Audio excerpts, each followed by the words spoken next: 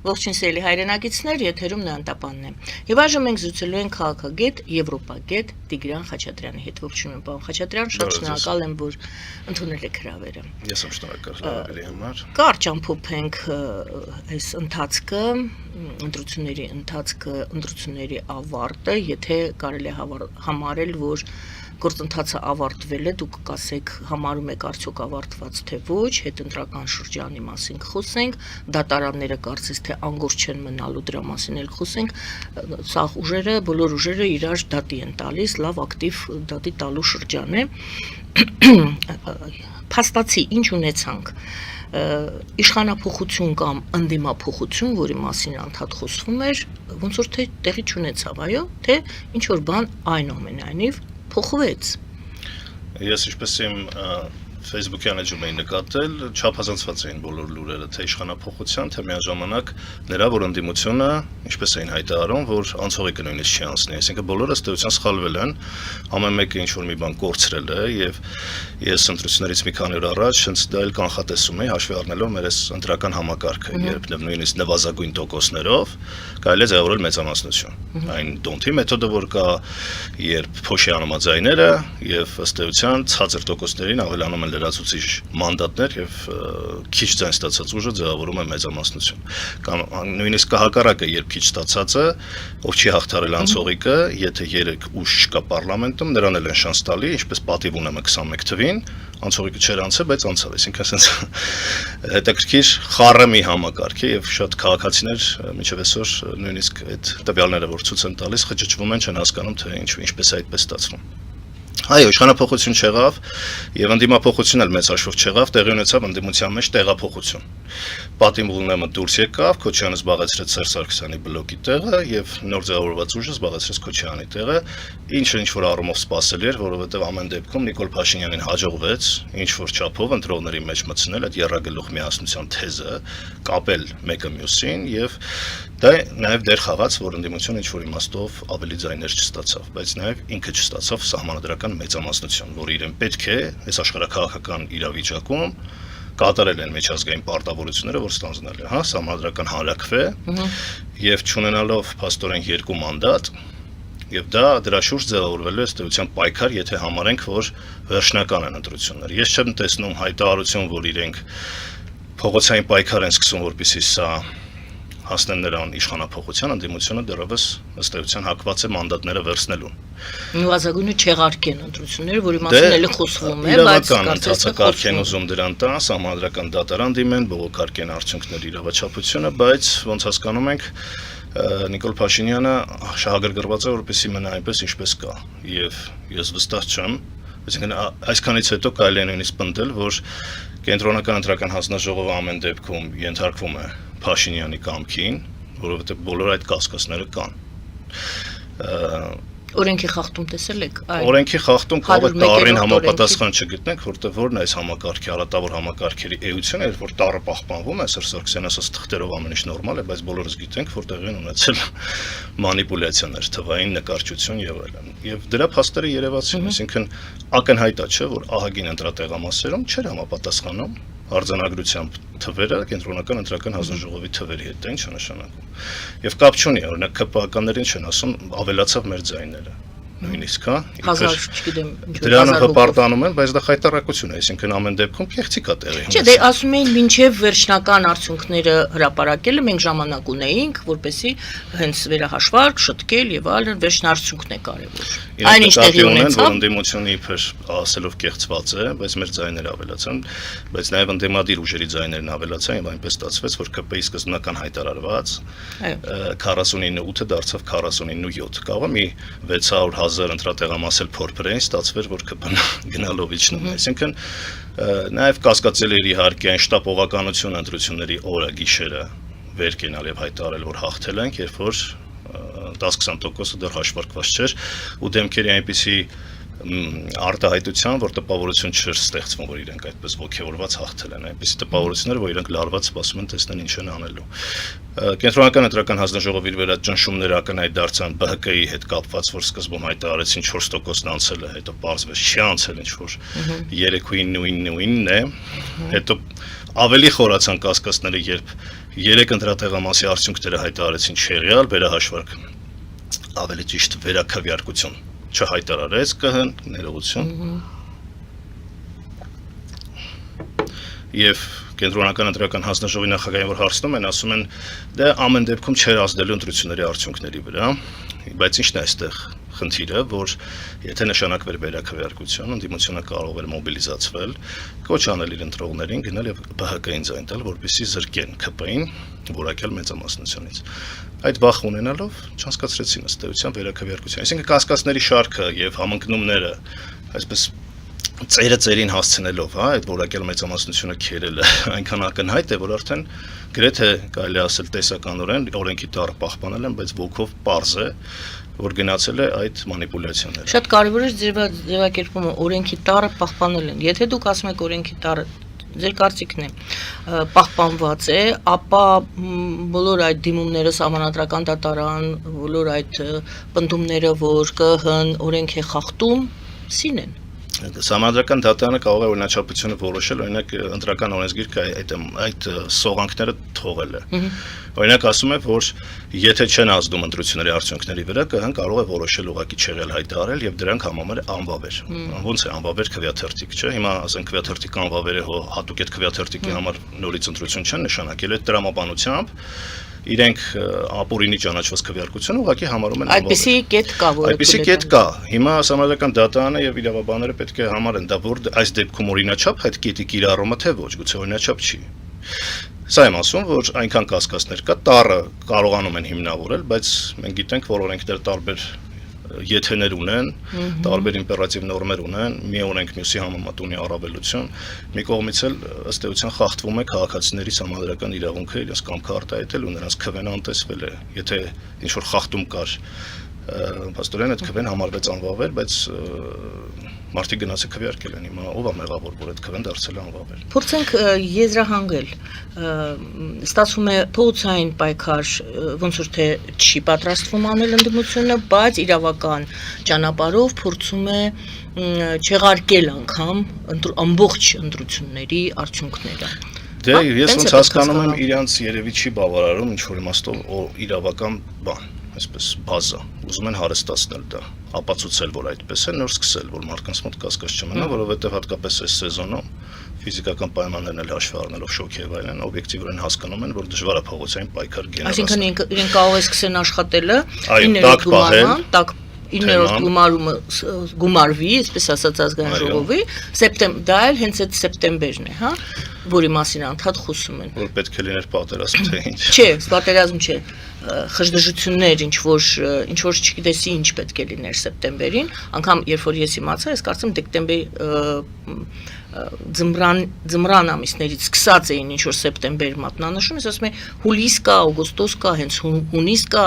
ընտրություններից հետո ինչու է սեպտեմբեր նշում։ Ըստ երևույթին այդ ձեր ասածը ստացվում է գումարումն էլ կարող է, այսինքն ազգային ժողովը կարող է սկսել իր աշխատանքները, զուգահեռ գործընթաց գնա չեղարկելու այդ ազգային ժողովի աշխատանքները։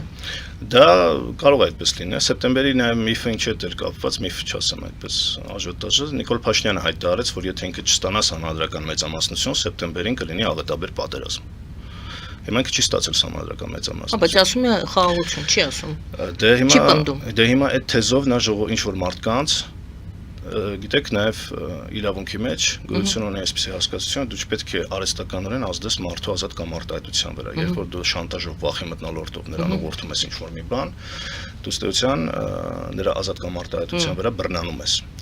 Նիկոլ Փաշինյանը մարդկանց ազատորեն ընտրելու ոչ թե վախով, որովհետև նա կարող է համակրել ընդդիմությանը, բայց լսում է վարչապետին երկրի, ով տեղեկություն ունի, որ եթե սրանք անցնեն, կլինի պատերազմ։ Հա, բայց հիմա որն է կարևոր։ Դատարանում նման բաներ անցնում։ Դատարանում չէ, ես նկատի ունեմ այդ սեպտեմբերի շուրջ սպասելիքները։ Օգոստոսի 8-ին է կարծեմ գումարվելու, եթե չեմ սխալվում, այդ նոր նիստը, այսինքն դեռևս ամառվանից սկսելու է գործել ազգային ժողովը նոր ընտիր։ Սահմանադրական դատարան գործընթացը չգիտեմ ինչքան կարող է տևել, փաստեր ներկայացնել, այդ գործընթացի ինչ-որ վերդիկտ կայացնել, արդյոք չեղարկվի ընտրությունները, դա ընդդիմության համար լավ հնարավորություն է իր ուժերը հաշվարկել, գործընթացը տակ պահել եւ տեսնել արդյոք կարող է նա փողոցային շարժում գեներացնել։ Բայց ես տեսնում եմ, որ նրանք հակված են մանդատները վերցնելու, որովհետեւ առանց մանդատների նրանք ընդհանրապես ռեալիստական չեն համարում հեղափոխական սցենարը։ Շատերը այսպես են գնահատում իրավիճակը, ասում են ԲՀԿ-ի համար է այս ամբողջ ուրեմն ընդվզումը ընդդիմության եւ ընդդիմությունը դժվար թե այսինքն Սավել Կարապետյանի ուժը եւ Քոչարյանի ուժը դժվար թե հետամուտ լինեն իրենց այս պայքարը շարունակելու հենց զուտ ԲՀԿ-ի համար։ ԲՀԿ-ի համար է արվում այս ամենը։ ԲՀԿ-ի համար դժվար այն քվեների համար, որը ԲՀԿ-ն կարող էր ըստ էության քչացնել քվեից։ ԲՀԿ-ի քվեների լավ, ԲՀԿ-ի տեղը լիներ ցանկը ծծայլ ուժ, միանշանակ այս նույն տրամաբանությունը գործելու էր։ Ես համոզված եմ դրանով, որովհետև ինչ է տեղի ունենում, եթե ԲՀԿ-ն անցներ, ԿՊ-ն լրացուցիչ 5 ձայնից զրկվելու էր, ունենալու էր ընդամենը 59 մանդատ կամ գուցե քիչ 64-ի փոխարեն, եւ 63 է պետք, որպեսզի որակել մեծամասնություն։ Դա առանցքային դեր է խաղում, առանցքային պաշտոններում ուժային մարդ նշանակելու տեսանկյունից, այսինքն ԿՊ-ն Նիկոլ Փաշինյանը կզրկվեր սեփական վստահելիներ ունենալ ուժային համակարգում։ Սա արդեն վտանգավոր է ցանկացած իշխանության համար, որովհետեւ ուժային համակարգը եթե կամայական որոշումների, հրամանների, SMS-ների չպատասխանի, Նիկոլ Փաշինյանը կամ ցանկացած մեկը կզրկվի ռեալ իշխանությունից երկրում։ Սա արդեն հեղափոխական սցենար է։ Եվ պայքարը դրա համար էր, այսինքն ունենալու ենք Հայաստանում փաստացի հեռացող թույլ իշխանություն, որը ցանկացած փողոցային ընդվզման դեպքում ավելի թույլ կլիներ, քան հիմա է։ Իսկ ժամանակական մեծամասնություն չունենալու խնդիրը վերաբերում է զուտ հանրաքվեին, ընդդիմությունը եւս շանս ունի հանրաքվեով մոբիլիզացվելու հասարակությանը, որովհետեւ սա արդեն ոչ թե Նիկոլ Փաշինյան, Քոչարյան, Ծառուկյան, Կարապետյան ընտրություն է, այլ պետականության հետագա գոյության ընտրություն է։ Նիկոլ Փաշինյանը համոզում է, որ մեր բոլոր ազգային իղձերը պետք է մոռանանք, իրական Հայաստանն է մեր երկիրը։ Սա արդեն պետության մոդելի փոփոխություն է եւ դրանից հետո Նիկոլ Փաշինյանը փաստորեն ապօրինի ըստ էության ոչ լեգիտիմ է համարելու Թուրքիայի, Ադրբեջանի հետ կապված որևէ ազգային պահանջ եւ իրականացնելու է այն սցենարը, որը մենք կարող ենք ասենք նեոբոլշևիզմ, այսինքն բոլշևիկյան համակարգը ինչպիսին էր, Ղարաբաղը Ադրբեջանը, ազգային իղձերից հրաժարվում ենք, Արարատը դա հետո սկսեցին, սկզբնական շրջանը նկատի ունեմ, երբ որ համոզվում էին, որ մենք պետք է ուղղակի կոմունիստական ինտերնացիոնալով ստեղծենք նորմալ երկիր, այդ ազգային պատրանքները թողնենք։ Որովհետև մի պետության մեջ էինք մտել եւ Հայաստանը եւ Ադրբեջանը։ Հիմա հեշտ է դառնում ցանկացած ուժային կենտրոնի, կոնֆլիկտը չկա, երկուսին համատեղ քաշել իր կողմը, թե Ռուսաստանի մոտ է դա ինչ որ իմաստով լավ ստացվելու, որովհետև այլևս կոնֆլիկտ չկա։ Շատերը ասում են, չէ, Ռուսաստանը ձեռատալիս խաղալ կոնֆլիկտի վրա, բզբզալ, դա էլ կա, բայց այս դեպքում եթե կոնֆլիկտը լուծվել է ուրիշի ձեռքով, այս դեպքում Պրահայում, ռուսներին չեն ասում։ Նիկոլ Փաշինյանը գնաց Եվրոպայում հանձնեց Ղարաբաղը։ Իրենք փորձում են մաքրել իրենց ձեռքերը, որ իրանք չեն հանձնել Ղարաբաղը, հետագայում Ադրբեջանի վրա ճնշումներով, որովհետև առանց Ադրբեջանի թրիփ չի կարա լինի։ Փորձեն հասնել, այսպես տարածաշրջանը կոմպլեքս վերցնել եւ այստեղ գնալու է այդ նոր աշխարհակահական պայքարը։ Դե այս ֆոնին Ուսում ասեմ, սա վերածվում է արդեն էլի կոնֆլիկտային վիճակի, հանրաքվեի հարցը եւ թե ընդդիմությունը շանս ունի եւ իշխանություն ունի լուրջ խնդրեմ, այնպես չէ որ խաղը ավարտվել է, այսինքն խաղը նոր փուլ է մտնում։ Խաղը նկատի ունեք հայ-ադրբեջանական չէ, պայքար իշխանության համար Հայաստանում։ Ընդդիմություն, իշխանություն պայքար, այսպես իշխանափոխության կամ ընդդիմափոխության պայքար։ Այսինքն դուք համարում եք այս 5 տարիների ընթացքում այդ պայքարը շարունակվելու եւ անգամ այսօր չեք բացառում, որ կարող են արտահերթ ընտրություններ լինել։ Ոչինչ չի կարելի բացառել, որովհետև իշխանությունը ամեն դեպքում, ոմանք էլ գիտեք, այսպեսի մի դավադրության մեկնաբանություններում որ գնում է, ասում է, իսկ չեք բացառում, որ Նիկոլ Փաշինյանը կարող է գիտակցված այնպես արած լինի, որ գցի կոպիտ ասած ընդդիմության գրպանը, սահմանադրական այս մեծամասնություն չունենալը, որ նրան մեղադրի, որ դուք եք խանգարում, որպեսզի հանրաքվե լինի, օրինակի համար։ Այսինքն իսկապես պայքար է գնալու հանրաքվե լինի, թե չլինի, ինչպեսին լինի։ Սա թե հետընտրական զարգացումներ կարա գեներացնի արդեն, բայց դե մի քիչ երկարաժամկետ, մի տարի հետո։ Սա այն դեպքում, եթե այստեղ զուգահեռ գործընթաց չլինի, կա նաև էլի մարդիկ, որոնք մատնանշում են, որ հենց նույն ադրբեջանական մամուլը ասում է, չէ, դե Ալիևի ասած է, մեր խոսքը խոսք է, որ պահանջել ենք, ուրեմն փոփոխություն շարունակելու ենք պահանջել, մյուս լրատվամիջոցներում ես տեսնում եմ արդեն վերլուծաբանների, որոնք ասում են Թրամփը չի նայում այլևս մենք եկել ենք ընդհանուր հայտարարի այդ կետի հետ կապված համանդրության չենք եկել նա ասում է ինձ պետք է խաղաղության պայմանագիր որ ես կարողանամ շարունակել իմ գործողությունները այս տարածաշրջանում Թրամփը պահանջելու է եւ Ալիևը ստորագրելու է հիմա կա երկրորդ տարբերակ որ մենք ենք ավելի շատ Ալիևին այսպես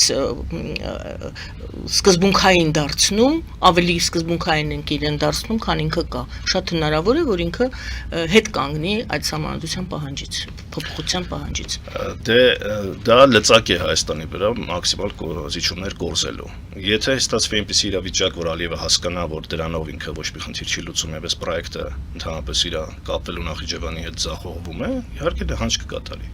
բայց նա արդեն լեգիտիմացրել է դա եւ Նիկոլ Փաշինյանը ըստ էության համաձայնվել է դրա հետ նա ասում է որ անկախության հռչակագիրը դա նշանակում է որ մենք պետություն չպետք է ունենանք նա իր տեսակետներ չէ հիմա Նիկոլ Փաշինյանն էլ հրաժարվել է տեսակետից թե ամեն դեպքում անկախ Ալիևի ասացի ինքը հասնելու է դրան հասնելու է երևի որովհետեւ նա ասում է որ Ալիևի պահանջը չէ Ալիևի պահանջը չէ բայց մենք նոր սահմանադրություն ենք ունենալու դա նշանակում է ամբողջությամբ նոր ոչ թե այնտեղից ինչ որ կետ ենք բերում այստեղ եւ դրա վրա կառուցում հաջորդը այլ ընդհանրապես նոր որի մեջ հնարավոր է որ դա չլինի էլ դե հիմնական նպատակը դա է փոփոխությունների նորը չի նշանակում այո ընդամենը արդարացնում են որ ժամանակին իրենք նաեւ նախաձեռնել էին դա դե բայց այդ քանի անգամ արդեն ընտրվեց Սերժիկ Կարաց այդ կոստյումով լավ տեղավորվել է դրա մեջ նորից դե թողություններից առաջ անել այդ ամեն ինչ տեսնենք նոր սահմանադրությունը ինչպես կլինի շատ հետաքրքիր է սահմանադրության մեջ այդ կոստյումի մեջ կոստյումը վերաձգվելու է թե նույն կոստյումն էին ես ընդհանրում եմ որ կարող է նույնիսկ ավելի մեծացվի դրա ռազմերները իր ահա մի քանի գրպան ավելացնի դա է խնդիրը եթե իսկապես պետք է լինի սահմանադրական փոփոխություններ արդեն ընդդիմությունը կամ ցանկացած մեկը Նիկոլ Փաշինյանից եւ իշխանությունից պետք է պահանջի փոխել սահմանադրությունը այնպես որ դա լինի ժողովրդի ժողովրդավարության հաղթանակ, այլ ոչ թե իր հաղթանակը։ Այսինքն հաջորդ ինտրիգը, հաջորդ գլխացավը, որի մեջով մենք պետք է անցնենք, դա լինելու է սահմանադրության նոր տեքստի հետ կապված խոսակցությունները, աժիտաժը, այո, եւ արդեն հարց է Կարծեմ ընտրությունների նախորդող օրերին թե հենց հաջորդ, այսինքն վերջերս քննարկում էին արդյոք տեքստը պետք է հանրությանը ներկայացնեն թե չէ։ Հանրությունը տեղյակ չի ընդհանրապես ինչի շուրջ է գնում խոսակցությունը, դա ինչ նոր սահմանադրություն է, ինչ կետերով։ Նախնական ինչ-որ էսքիզներ հրապարակեցին եւ շատ բաներ այնտեղ վիճահարույց էին, որոշ կետեր կային, որոնք վերաբերում էին ընդհանրապես եկեղեցու, այսինքն այն ամեն ինչ Նիկոլ Փաշինյանը մինչ այս համարում էր խնդրահարույց իր համար, այդ բոլոր առումներով սահմանադրության մեջ արտացոլվելու է, եկեղեցու դերը հանվելու է որպես առաջնային առանձին ինչ-որ մի նշանակություն հավասարեցվելու է սովորական ՀԿ-ներին, այսպես կրոնական կազմակերպությունների կարգավիճակ է ստանալու, դա ինձ թվում է թուրքական պահանջը որ թե չէ ինչու այդպես մոլի հավատացյալ չէ, Նիկոլ Փաշինյանը իրեն նույնիսկ հարցազրույցներից մեկում ասում էր Քրիստոսի իր հարազատն է, Քրիստոսի իր իդեալն է, այսինքն ներկայանում է այնպես, որ ինքը այսպես եկեղեցու հավատարիմ զավակ է, բայց հայ առաքելական եկեղեցուն, օրինակ այդ կետերից մեկը խնդրահարույց հավասարեցվելու է մյուս կրոնական կազմակերպություններին։ Կետեր կային ընտանիքի հետ կապված, այսպիսի փոփոխություններ նույնիսկ, որոնք արդեն եվրոպական պահանջների տրամաբանության մեջ են հետագայում, որ Վրաստանում տեղի ունեցավ կոնֆլիկտ, հիշում եք, միասեռական ամուսնություն, այդպիսի հարցեր կան Եվ դա կրկին ասում եմ մեծ հանրային քննարկումների դիմադրության բողոքի ալիքները բարձրացնելու, բայց գլխավոր նպատակը դա է։ Գուցե այդպես անում են, որ հետո այդտեղ զիջում անեն, ինչպես հիշում եք տրանսպորտի թանկացումը, մի անգամ 300 դրամ խփեցին, մարդու համար ընկալելի, հետո տոմսը սարքեցին 150, համարեցին, որ իբր ժողովուրդը հաղթեց։ Վատ օրինակ բերեցիք, ասեմ ինչով, լավ օրինակ էր, բայց վատն էր, որովհետև առ այսօր այդ 150-ներ չեն վճարում, չի ստացվում, ոմանք պարզապես չեն վճարում, մյուսները չեն վճարում, որովհետև այդ համակարգը չի աշխատում։ Շատ մարդիկ իրենց քարտերով չեն կարողանում վճարեն։ ավտոբուսների մեջ այդ սարքը, որը ընդունում է այդ գումարը, հա, քարտերից կամ չգիտեմ հեռախոսների միջոցով, դրանք չեն աշխատում եւ այսինքն այդ 150-ն էլ չունեն։ Եթե առաջ 100-ը գոնե ունենում էին 100 դրամը, հիմա այդ 150-ի կեսը նրանք չեն կարողանում հավաքել։ Իրենց իսկ մեղքով, որովհետեւ անսարք սարքավորումներ են տեղադրել։ Դե հիմա ես ուղղակի կոպիտ։ Նույնը սահմանադրության մեջ եթե լինի, խնդրահարույց կետեր արհեստական, դրա շուրջ ստեղծվի քննարկումներ, հետ դրանք այդ կետերը հանեն։ Որը չաշխատի։ Հա, դրա համար էլ այդպես է, որ դեռ հələ քննարկում ենք, ինչ որ նախագիծ կներկայացնեն, հետո այսպես քիչ-քիչ կմցնեն նաև որ նախաբանը պետք է հանվի, որ նախաբանի շուրջ նախաբանը չի մցվի, չի լինի։ Չի մցվի, վեճը, այսինքն քննարկումները շեղեն ուրիշ ուղղությամբ, այո, դա ավտոմատ դուրս կմնա։ Դե դա քննարկելի չէ, որովհետև առանց դրա մենք պետություն չենք ունենա, սա պատերազմի։ Սա մենք ենթադրում ենք, ճիշտ է։ Չէ, իրենց խոսույթն է, սա պատերազմի կոնֆլիկտի հռչակագիր է, սահմանադրություն է, որովհետև մենք տարածքային պահանջներ ենք ներկայացնում Թուրքիային, Ադրբեջանին, դա պետք է հանվի, թե չէ կոնֆլիկտ կմնա։ Ձեր գրառումներից մեկը վերաբերում էր հետևյալ հարցին։ Դուք ասում եք, որ ձեզ ընդհանրապես մեր լսարանին տեղեկացնեմ, որ Տիգրան Խաչատրյանը Facebook-յան, YouTube-յան չգիտեմ, չեմ տեսել, Facebook-ում եմ տեսել։ YouTube-յան եւ Facebook-յան իր էջերում շատ հետաքրքիր վերլուծություններով, կարճ հետաքրքիր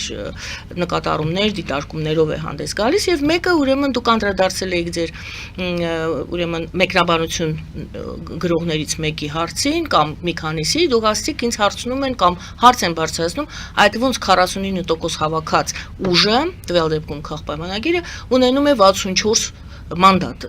այդ մեխանիզմը կասեք ինձ էլ հետաքրքիր տեսեք վեճը գնում է նրա մեջ հիմնականում որ նկարված է արդյունքները չէ ես ելնում եմ հարցեր ուղղակի հնչել շատ են գնում ասեցի լավ նայենք այս իրավիճակում որ ենթադրենք սա արդար ընտրություններ են Եվ ոնց է հաշվարկվում, ինչպես է ստացվում, որ իսկապես ժողովրդի մեծամասնությունը մենք սովորենք, չէ, 50+1, սա է։ Ժողովրդի հենց Նիկոլ Փաշինյանը հայտարարում էր, որ ժողովրդի վստահության լեգիտիմ կամքը արտահայտվում է 50+1-ով։ Բայց ստացվում է, որ 49%-ով 64 մանդատ։ Դա այն համակարգն է, որը փոշիացնում է չանցածների ձայները եւ ոչ թե ժողովուրդը ընտրեց 40%, 40% մանդատներ պետք է վերցնի, այլ անցածների թվերը, ովքեր հաղթահարել են անցողիկ շեմը, իրենց բոլոր ձայները բազմապատկում են 100-ով, միջին անցնելով,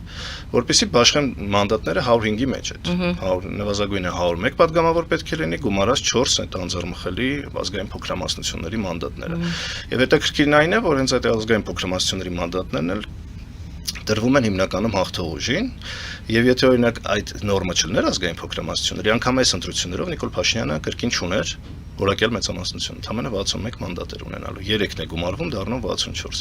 Իսկ այդ 61-ն էլ որոշում են ինչպես, գումարում են բոլոր անցածների թվերը, տոկոսները, այդ 3 ուժերի տոկոսները, ստանում են քանի տոկոս, այս պարագայում դա 82.8%-ներ, ամեն մեկի ստացած տոկոսները բաժանում են այդ բոլորի գումարի վրա, ստանում են 100-ական թիվ, 0.6007, ասենք կլորացնում դարձնում են 61 եւ բազմապատկում 100-ի ստանում են 61 մանդատ։ Դոնթի բանաձևն է սկզբունքը եվրոպական երկրներում հայտնի կայուն մեծամասնության հասնելն է, այսինքն կապ չունի դու ինչքան ձայն ես ստացել, մեկ ուժ անպայման պետք է կայուն մեծամասնություն ունենա։ Արհեստականորեն ուղղակի։ Այսինքն նույնիսկ Նիկոլ Փաշինյանի ուժը պետք է ստանար 45%-ից պակաս, նույնիսկ 46 ստանար, շանս ուներ էլի ձևավորելու մեծամասնություն։ Որպեսզի չանցներ եւ չձևավորեր մեծամասնություն։ Այսպեսի համակարգ, այսինքն փոքրամասնություններով ձևավորում են իշխանություն։ Ժողովրդը համակարգը մերժում է, թե առանձին վերցրած ԿՊ-ին, թե առանձին վերցրած բոլոր ընդդիմադիրներին, ոչ մեկ չունի լեգիտիմություն, վստահություն, բայց իրենք իրանցով իշխանություն են ձևավորում։ Իդեպ դա ասում եք, պարզապես պետք է մի հատ թվաբանություն անել, տեսնել։ Դժվար է հասկանալ, դրա համար խճճվում են մարդիկ, որտեղ այդ թվաբանության մեջ տարօրինակ թվաբանություն է, բայց թվաբանության իմաստն այն է, որ անկախ ձայներից պետք է ձևավորվի մեծամասնություն։ Եվ նաև օրենքը սահմանում է համազգությունը, որ անպայման պետք է որոշակի տոկոսով ընդդիմություն լինի։ Հիմա եթե ընդդիմությունը հրաժարվեց մանդատներից, համազգությունը ասում է պետք է ընդդիմություն լինի։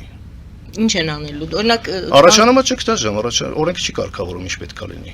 Այդ դեպքում Նիկոլ Փաշինյանը կարող է դիմել համազգական դատարան, ասել համազգական դատարան, մի հատ լուծի էս վեճը։ Եվ որոշեմ, որ ԿՊ-ին օրինակ պետք է հավելել 2 մանդատ տան։ Օրինակ եմ ասում։ Եվ ԿՊ-ն այսինքն մանդատներից հրաժարվելն է լուծում չի։ շատ դեպքերում, որովհետև օրենքը չի կարգավորում այս հարցը, եթե Չէ, ընդդիմությունը մանդատներից հրաժարվել է։ ներողություն, եթե մանդատներից հրաժարվելը դա բերում է կոլապսի եւ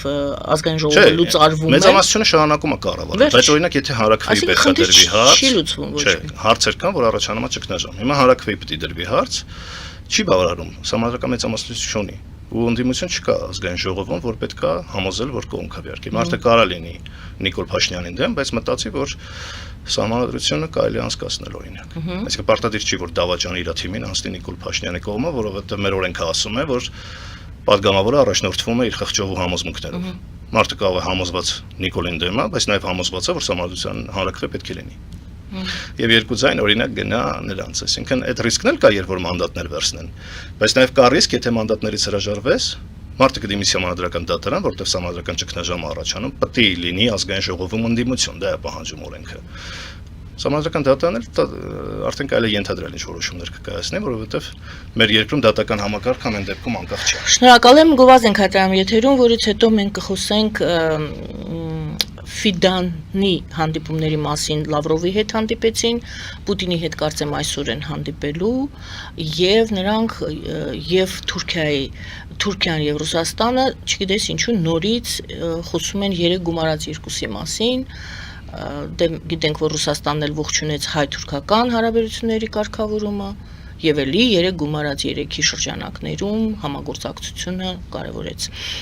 Խոսենք այդ մասին եւ Իրանում էր հետաքրքիր, Իրան եւ Միացյալ Նահանգներ ամսի 19-ին ստորագրում են, բայց արդեն այսօր Հորմուզով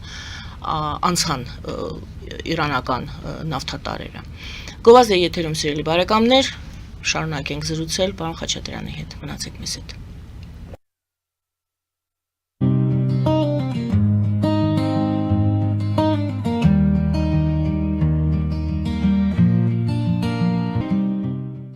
Ֆելիչե ժամանակակից ատամնաբուժական կլինիկա։ Այստեղ հարմարավետությունն ու խնամքն առաջնային են։ Այստեղ կիրառվում են ատամնաբուժական ամենաժամանակակից տեխնոլոգիաներ, ճշգրիտ ախտորոշում, արդյունավետ բուժում, նուրբ փորձառություն եւ անհատական մոտեցում։ Սկսած սովորական մանրուքներից մինչև առաջադեմ ընթացակարգեր, այստեղ դուք գտնվում եք բարձր որակավորում ունեցող եւ փորձառու ատամնաբուժական մասնագետների ձեռքերում։ Մեր բարեկամական եւ հյուրընկալ անձնակազմն այստեղ է յուրաքանչյուր այցը հաճելի դարձնելու համար։ Ֆելիչե, ձեր առողջ եւ ամենաերջանիկ շպիտը սկսվում է այստեղից։ Եկեք եւ բացահայտեք նորարարության փորձագիտության եւ կարեկցանքի կատարյալ համադրությունը։ Երևան Փոստը Գրանադա Հյուզում տեղեկացնում է։ Դրամական փոխանցումներ 1%-ով։ Օդանավով 1 պաունդը 2.99։ Նավով ուղարկեք 1 արկղ, երկրորդ արկղը անվճար։ Ավտոմեքենաների փոխադրում անհավատալի արժեքներով։ Ինչպես նաև կահույք եւ մեծ չափի բեռների փոխադրում։ Jackpot հագուստի խանութը երկրորդ մասնաճյուղն է բացել Գլենդելի սրտում, որտեղ կարող եք ձեռք բերել եվրոպական եւ ամերիկյան ընտիր հագուստեղեն, կոշկեղեն, աքսեսուարներ, պայուսակներ ամենահարմար արժեքներով։ Նաև կարող եք ցանկացած ապրանք պատվիրել եւ ձեռք բերել կարճ ժամանակում։ Jackpot-ի Գլենդելի հասցեն է 1135 North Pacific Avenue, հեռախոս 818 813 2252։ Jackpot հագուստի լավագույն կենտրոնը Գլենդելում։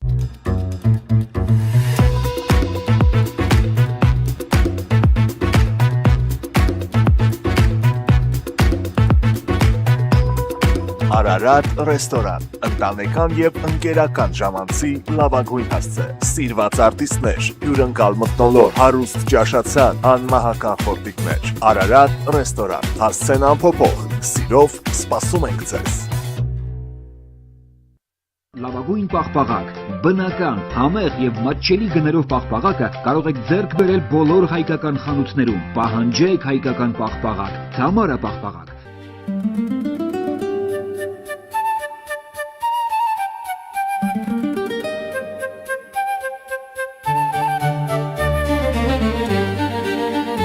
Նոյան տապան տպարան,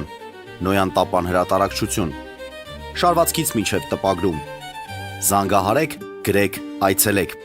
միասին պատրաստենք ձեր գիրքը, ամսագիրը կամ թերթը, որտեղ նշվելու է, տպագրված է Նոյան տապանում։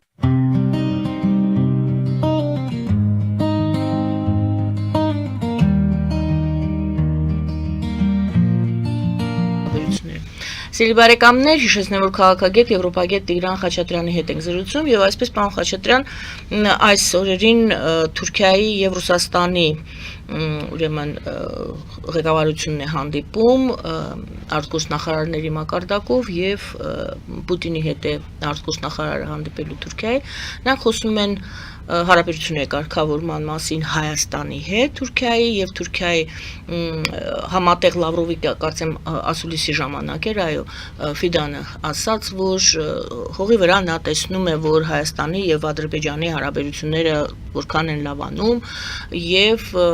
կարծում է, որ խոչընդոտ այլևս չկա, որպեսզի նաեւ Թուրքիայի եւ Հայաստանի հարաբերությունները բարելավեն եւ Ռուսաստանի արտգործնախարարությունը զուգահեռ այդ այցին ողջունեց հայ-թուրքական հարաբերությունների նորմալացումը եւ ասաց, որ շատ լավ կլինի այդ 3 գումարած 3-ը տարածաշրջանային համագործակցությունը լինորից ոտքի կանգնեցնել եւ այդ շրջանակներում աշխատել։ Ինչ ունենք այս 3 գումարած 3-ի հետ կապված, ինչու է Ռուսաստանը հիշեցնում, երբ որ ոնց որ թե Հայաստանի հետ սառեցրել է իր հարաբերությունները, գուցե ասեք ոչ, եւ զուգահեռաբար նայենք Իրանում ինչ է կատարվում, քանի որ եթե Իրանի եւ Միացյալ Նահանգների այդ արճակատումը դադարեցվի, ամսի 15-ին արդեն ստորագրվելու է, նախաստորագրված է, հիմա ստորագրվելու է, որ հրադադար է լինելու եւ խաղաղություն է հաստատվելու, Հորմուզն է արդեն բացվում, արդյոք Իրանը եւս 3 գումարած 3-ը Իրանի համար էլի արդիական է դառնում եւ էլի մենք սահմանափակվելու ենք տարածաշրջանային տրամաբանության մեջ։ Այդ դեպքում հարց TRIP-ը այստեղ զուգահեռ պրոյեկտ է, որը զուգահեռ իրար չխանգարող պրոյեկտներ են աշխատելու, թե ոչ։ Դուք շատ լավ նկատեցիք այդ երկուսը միացնելով իրար, որովհետև այդ երկուսը ուղղակի կապված են իրար հետ, այսինքն մենք եթե հիմա նայենք Ռուսաստան-Թուրքիա առանձին գործընթաց, այդպես չէ, եւ այդ հանդիպումները հենց տեղի են ունենում Իրանի զարգացումների ֆոնին, այսինքն ԱՄՆ-ն հայտարարեց, որ ինչ որ նախնական իդեպ ասեմ, որ դա նախնական համաձայնություն է, այսինքն այնպես չէ, որ հիմա վերջնական պայմանագիր են եւ խաղաղություն են հաստատելու, շրջանակային համաձայնություն է, որոշակի կետերի շուրջ, Հորմուզի նեղուցը բացել, քննարկել ոչ թե արդեն որոշել, այլ քննարկել սանկցիաները մեղմացնելու հարցը, միջուկային իհարկե ծրագիրը Իրանի եւ 60 օր բանակցային ժամանակաշրջան է նախատեսվում այդ հարցերը քննարկելու, այսինքն հանկարծ մեր ժողովրդի եւ ոչ մեկի մոտ տպավորություն չլինի, որ հաստատվել է խաղաղություն։ Ոչ, հրադադարի մասին է։ Հրադադար է, որը հիմնական առանցքային եւ բլոկադան է հանվել իրանական այդ նավթատարի Իրանը հիմնված է նավթի արտահանման վրա, տնտեսությունը պատկերացրեք, իմ տվյալ ինչքան ես հիշում եմ 90%-ով դադարել էր։ Եվ նավթի նաև Ամերիկան է նավթային պետություն, ԱՄՆ-ին ձեռնտու էր նավթի գների որոշակի բարձրացումը, բայց արդեն երբ կոնֆլիկտը շատ է շարունակվում, նավթի գների բարձրացումը հարվածում է բոլոր երկրների տնտեսություններին, այդ թվում ամերիկացիների, եւ առաջանում է ճգնաժամ։ Դրա համար կրիտիկական պահը, երբ որ չկա վերջնական հաղթող, մարդիկ երբ որոշեցին դադար տան, գնան բանակցային շրջան լուծելով ամենակարևոր խնդիրը Հորմուզի նեղուցը բացելու։ Եվ ԱՄՆ-ի պայքարը առաջին հերթին Իրանի դեմ հենց դա է, այդ ծովային ճանապարհը վերահսկել, Եվրոպային ցույց տալ, որ առանց ինձ, օրինակ, դու եթե հանկարծ Հորմուզը փակվի առանց ինձ դու գոյություն չես ունենա, որովհետև Եվրոպան կախվածություն ունի նաև էներգետիկ առումով ԱՄՆ-ից, եւ այստեղ ամենախոցելին հենց Եվրամիությունն էր, ըստ էության այս ճգնաժամից,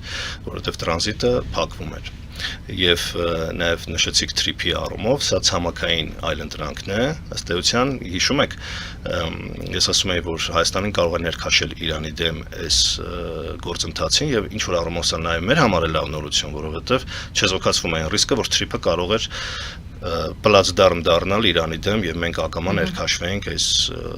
պատերազմի մեջ։ Սա մեզ համար լավ նորություն է, բայց այնուամենայնիվ բանակցային գործընթացում գնալու է այդ առևտուրը, թե ինչի դիմաց ինչ ենք տալիս։ Հիմա եթե ԱՄՆ-ն չստացավ այդ տրանզիտի նկատմամբ իր վերահսկողությունը ծովերի, այն ինչ ինքը ցանկանում է, այսինքն մենք պետք է նաև 3 մասի բաժանենք Ամերիկայի ստրատեգիան, հռչակագրային, որ դեմոկրատիայի համար է, մարդու իրավունքներ, բայց մենք հասկանում ենք, որ դա երևի 5-րդական նշանակություն ունի, ռեժիմի փոփոխություն եւ այլն, որ հաստատվի աշխարհիկ դեմոկրատական երկիր դա կա, բայց դա ամենավերջին տեղն է երևի, այսօր առաջնայինը ստրատեգիական շահերն են։ Եվ ԱՄՆ-ն ինչ որ իմաստով հասել է Իրանի թուլացման, ամենատուժվածը Իրանն է։ Օրինակ մարդիկ կարող են ասել Իրանը հաղթեց, Իրանը ոնց կարող է հաղթել, որ ամենատուժվածն է եւ նրան մի 10 տարի կպահանջվի, որպեսզի վերականգնվի թե տնտեսությունը, թե նաեւ ինչ-որ իմաստով մի 5 տարի ռազմական պոտենցիալը։ ԱՄՆ-ն հասել է Իրանին բերել կրկին կառուցողական դաշտ, բայց Իրանը նաեւ չի պարտվել։ Իրանը ցույց տվեց, որ կարող է դիմադրել եւ ըստ էության միջուկային ծրագրից, խաղաղ ծրագրից չէ հրաժարվում եւ պահանջում է սանկցիաներ ու իր տնտեսության մեջ ներդրումներ։ Մի խոսքով այս մենք պետք է սա պատկերացնենք, որպեսզի հասկանանք Հայաստանին ինչ է սպասվում։ Թուրքիան հասկանալով այս խաղը ուր է գնում, շտապում է Ռուսաստանի հետ հասկանալ Ռուսաստանը ինչ է պլանավորել, որովհետեւ որքան էլ թրիփը գործարկվի եւ փորձեն Ռուսաստանին տարածաշրջանից դուրս մղել, Թուրքիան միշտ նայելու է Ռուսաստանի որոշմանը եւ մինչեւ այսօր հայ-թուրքական սահմանը փակ է, որովհետեւ Թուրքիան այդ սահմանը բացելու է միայն ռուսների հետ պայմանավորվելուց հետո, այլ ոչ թե հայերի, որտեղ հայերի հետ ինչ ուներ պայմանավորվել, բայց ռուսական ռազմաբազան դեռ Հայաստանում է եւ Թուրքիան Հայաստանի սահմանը դիտում է ռուս-թուրքական սահման, ոչ թե ռուս-հայկական։ Խորհրդային միության սահմանն է։ Նա այդպես են կալում։ Նա Հայաստանի հետ որևէ հարաբերություն չի ցանկանում Ռուսաստանից դուրս պարզել, մինչեւ Ռուսաստանի հետ չպայմանավորվի։ Հայաստանի հետ ոչինչ չի անելու։ Եվ դա է շոշափում։ Տեսնեն ռուսները ինչ ծրագրեր ունեն, հատկապես այս Իրանի բանից հետո, եւ մենք տեսնում ենք, որ նաեւ Ուկրաինայում որոշակի բան եղավ, փոփոխություն, Ուկրաինայի ղեկավարությունը ինչքան էլ ասեն, ամեն դեպքում մարդը նստեց նամակ գրեց, որ լավ կլինի դադարեցնենք պատերազմը։ Հիմա կարող էր ասել, թե չէ կտամ գլուխդ կջարդեմ, կհարվածեմ Կրեմլին դրոններով, չէ՞, շատերը այսպես միակողմանի քարոզի տակ են, ռուսամետները իրանց ֆանտազիաների մեջ են, արևմտամետներն իրանց ֆանտազիաների մեջ են, բայց փաստ է, որ Զելենսկին նամակ գրեց առաջարկելով դադարեցնել։ Դա է կարևոր արձանագրելիս։ Դա ինչ է նշանակում, որ ուկրաինական ճակատում էլ կա անվստահություն եւ Ռուսաստանի դիրքերի ամրապնդում։ Եվ ինչ որ իմաստով թե Իրանին բերել կառուցողական դաշտ, թե Ռուսաստանին բերել կառուցողական դաշտ, խնդիրը լուծվում է այսօր։ Եվ բայց պետք չէ մոռանալ, որ 3+3 ձևաչափը ինչ իմաստավորն է, որ թե Իրանը, թե Ռուսաստանը, թե Թուրքիան շահագրգռված են, որ այս տարածաշրջանում Եվրամիություն եւ ԱՄՆ չլինի, որ միայն իրանց միջոցով հարցերը լուծվեն։ Թուրքիան իր մասով տրանզիտի, Ռուսաստանը դա հասկանալի է, Իրանն էլ իր անվտանգության սպառնալիքների տեսանկյունից։ Եվ սա է, այս առևտուրն է գնում, թուրքերը ուզում են ռուսների հետ անման դեպքում առանձին սեպարատ պայմանավորվեն եւ եթե հնարավոր է, թե ԱՄՆ-ի, թե Եվրամիության ազդեցությունը թույլատնեն այստեղ։ Դրան հանգիստ նայում է եւ Միացյալ Նահանգները եւ Եվրամիությունը։ Եվրամիությունը Միացյալ Նահանգները ամեն կերպ անելու են, որպեսզի այդպես չլինի, որպեսզի որևէ այսպես տարածաշրջանային կոալիցիա իրանց դեմ չձևավորվի։ Բայց ձևավորվում է, չէ՞։ Ըստ էության, այո, եթե թույլ տան, կձևավորվի։ Եվ դա է խնդիրը, որ թրիփի ծրագիրը ինչով հաջողվեց, որ պաստորեն նաև Եվրամիությունը դա ողջունեց, հենց այդ տրամաբանությունից ելնելով, որ ամերիկյան ընկերություն պետք է լինի։ Այսինքն նույնիսկ հայերին չեն վստահում, որ հայկական ընկերությունը կարող է ինքնուրույն դիմակայես 3 ճակերտավոր հրեշներ։ Հիմա եկեք զուգահեռ նայենք թրիփը եւ այս ձեր դուք էլ նշեցիք Իրան, Թուրքիա, Ռուսաստան, դրանք ասում են տարածաշրջանը մերն է։ Մեր միանշանակ, այսինքն անկախ ամեն ինչից նրանք են այս տարածաշրջանում եւ ԱՄՆ-ն կարող է, ինչպես Ուկրաինայի դեպքում հետաքրքրությունը որոշակի ունեն թույլատրել, ընդհանրենք մնալու են այդ 3-ով իրենք են որոշելու եւ միշտ են նրանք պայքարել, որպեսզի այս տարածաշրջանը ԱՄՆ-ն եւ Եվրամիությունը ավելի ուժեղ չլինեն, քան իրենք։ Այդ պայքարը իրենք միշտ անում են, Հայաստանը որևէ մեկը թող պատրանք չունենա, որ թուրքերի եւ ռուսների եւ իրանցիների հետ առանձին հնարավոր անես պայմանավորվել, որ արևմուտքի հետ դու համ լավ լինես, համ իրանց հետ լավ։ Իրանք միշտ քեզ փորձելու են կտրել արևմուտքից։ Ճիշտ ասած, ես այսա որ բերեցի, եկանք հասանք այն կետին, որտեղ պետք է Հայաստանը նորից կողմնորոշվի։ Հայաստանը ինչ որ բան ինքը կարող է այս պահին որոշել, բացի այն, որ լավ լինի հարաբերությունները եւ ասիերիակի հետ, լավ լինի հարաբերությունները եւ Միացյալ Նահանգների հետ առանձին եւ եվրոպական երկրների Եվրամիության հետ առանձին, բայց ընդամենը դա լավ լինի հարաբերությունները։ Եվ ոչ մի ուրիշ բան։ Հնարավոր է իհարկե, բայց դա կախված է ուժերի հարաբերակցությունից։ Թե դա անգամ դա չի կախված Հայաստանից, է կախված է իհարկե, Հայաստանը ինքը դեր է խաղում այստեղ, առանցքային իր կամքից գուցե անկախ հայտնվել է առանցքային խաչմերուկում եւ իր որոշումներից շատ բան է կախված, բայց իր որոշումների արդյունավետությունը, էֆեկտիվությունը եւ հաջողությունը կախված է ուժերի բալանսից։ Հիմա եթե օրինակ Հայաստանը որոշում է Ռուսաստանին հեռացնել տարածաշրջանից, ռազմաբազան հանել ենթադրենք տեսականորեն, բայց այնպես է ստացվում, որ Ռուսաստանը թե Վրաստանում, թե Ադրբեջանում հաստատվում է, օրինակ Ալիևի հետ պայմանավորվում է, քո որոշումը արդեն իմաստ չունի։ Դու Ամերիկա մտես թե ինչա մտես, որովհետև դու բլոկավորվում ես, այս ուժերի հարաբերակցությունից է կախված։ Այս պահին Վրաստանը գնացել է չեզոքության ինչ որ չեզոքություն չի, այսօր նրանք զորավարժություններ են անում Թուրքիայի եւ Ադրբեջանի հետ։ Չէ, նկատի ունեմ նաեւ Ռուսաստանի հետ կոնֆլիկտի չեն գնում։ Չեն գնում, բայց այսինքն փորձում են բալանսավորել։ Այո։ Այսինքն իրանք չեզոքությունը հենց դա է, որ դու որևէ ուժային բլոկի անդամ չես իրավաբանորեն։ Ինքը կարող է եւ այնտեղ զորավարժություն անել, եւ ռուսների հետ գնալ բանակցությունների, եւ դեմ գնալ Եվրամիությանը, որ դառնա Ռուսաստանի դեմ հարթակ, տեսեք, այսպես է։ Բայց եթե այնպես դասավորվի, որ ռուսական ազդեցությունը մեծանա Վրաստանում, իսկ դրա պատճառով նաև Ադրբեջանում, մենք չգիտենք նաև լծակները, չէ՞, Ալիևի վրա, Հայաստանի որոշումները կարող են արդեն դեր չխաղալ, բայց բալանսը ամեն դեպքում փոխում են։ Պարոն Խաչատրյան, մենք խոսեցինք այն մասին, որ Հորմուզի շուրջ բանակցությունները ոնց որ թե պատտվում էին Հորմուզի շուրջ հիմնականում եւ բաժամիջոցների, որովհետեւ միջուկային զենք, նրանք ֆետվա ունեին, անընդհատ ասում էին, մենք ֆետվա ունենք, մենք միջուկային զենք չենք ուզում արտադրենք։ Իրականում խոսվում էր միջուկային զենքի մասին, բայց խոսակցությունը գնաց եւ բանակցությունները գնում էին Հորմուզի։ Եվ ինչ ստացվեց։ Ստացվեց, որ Իրանը այդ Հորմուզին նեղուցով կարողացավ մի ամբողջ հսկայական Միացյալ Նահանգների հետ գալ նստեցնել ուրեմն Միացյալ Նահանգներին սեղանի շուրջ եւ ինչ որ նախաստորագրել հաշտեցում։ Արդյոք այդ Հորմուզի նեղուցը մեր Սյունիքի միջանցքը չէ Հայաստանի ձեռքին։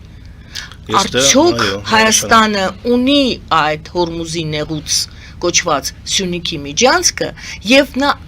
եւս կարող է դա հաղթաթուղթ լինի Հայաստանի ձեռքին, որովհետեւ այս մեր համենայն դեպս շարադրանքից եւ վերլուծությունից ստացվում է, որ մենք չնայած Սյունիքը Հայաստանինն է եւ մենք ունենք այդ հաղթաթուղթը, բայց մենք գրավորական դիրքում ենք էլի գտնվում։ Ֆիդանը Լավրովի հետ, Պուտինի հետ է որոշում Հայաստանի ճակատագիրը։ Իրանը, Թուրքիան, Ռուսաստանն են որոշում այդ Սյունիքով ով պետք է անցնի։ Միացյալ Նահանգները Ամերիկա հայկական կազմակերպություն են դնում այդտեղ, այսինքն էլի բանալին մեր ձեռքին չի, թե ես սխալվում եմ։ Դուք չեք սխալվում, որովհետև տարբեր քաշային կատեգորիաների մասն ենք խոսում Հայաստան եւ Իրան։ Իրանը աշխարհում էներգառեսուրսների առումով երկրորդ եւ չորրորդ տեղերն է զբաղեցնում նավթի եւ գազով, այսինքն ավելի ճիշտ գազը երկրորդ, նավթը չորրորդ։ Ինքը հսկայական տարածքներ ունի, ստրատեգիական խորություն, բնակչության թիվ, հարևանություն, նաև երկդեպի ծով, այսինքն համեմատելու չի ռեսուրսները, մենք չենք կարող այսպես տեսականորեն ուղղակի ինչա որ մեր տարածքով անցնում կարևոր ստրատեգիական մի ճանապարհ, ասենք որ մենք Իրանի նման կարող ենք դիմադրել եւ պայմաններ թելադրել։ Դա կլինի միամտություն։ Բայց մենք կարող ենք գոնե առավելագույնը ստանալ, այսինքն փորձել մեր շահերը առաջ տանել, ինչպես մենք էլի առիթ ենք ունեցել խոսելու, Ամերիկան պատրաստ է ընդառաջել տարբեր հարցերում, որովհետև նրա համար կարևոր է պրոյեկտները իրականացվեն, կողմերը բավարարված լինեն։ Ամերիկայի մոտեցումը ընդհանրապես այդ առումով միանշանակ ինքը միայն իր շահերով է առաջնորդվում, բայց կոմպրոմիսների գնալու ընդունակությունն է, հատկապես այս վարչակազմը դիլ անելու, գործարք անելու, շահավետ գործարք անելու կողմնակիցը։ Հայաստանը կարող է ստանալ ավելին, այլ ոչ թե վախվորած, որ պատերազմ կլինի, այսինքն Ալիևից չեն վախենում։ Ալիևից վախենում են, բայց Պուտինից չեն վախենում։ Պուտինից չեն վախենում, բայց Իրանից էլ մտածում են, դե Իրանը կհամակերպվի, էլի ինչ պետք է անի։ Այսինքն Իրանը Ամերիկային ատամա ցույց տալիս, քո կարծիքով Իրանի շահերը անտեսես կմարսես։ Այս միամտությունները կա երբեմն, մտածելով, որ եթե Ամերիկան նախապես համաձայն է, ուրեմն քեզ կպաշտպանի, չէ՞։ Ամեն դեպքում, բայց քո շահերը առաջ տանելու առումով դու այդ ատամ ցույց տալու որոշակի